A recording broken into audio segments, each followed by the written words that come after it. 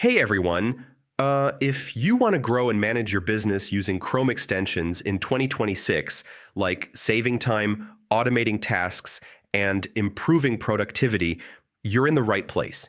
In this video, I'll show you step by step how to use Chrome extensions for business. First, install business productivity extensions from the Chrome Web Store inside Google Chrome.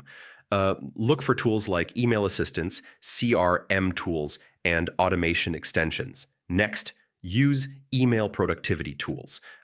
This helps you send faster replies, track emails, and manage client communication more efficiently. Now, automate daily tasks using workflow extensions. This can help with scheduling, reminders, and repetitive work. After that, use CRM extensions to manage customers. This helps you track leads, sales, and client interactions in one place. Next, improve your marketing workflow. Use extensions for SEO, social media scheduling, and competitor research.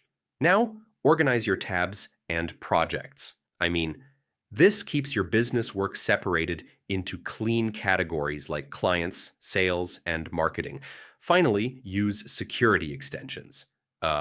These protect your passwords, block trackers, and keep your business data safe. So yeah, that's how you use Chrome extensions for business in 2026.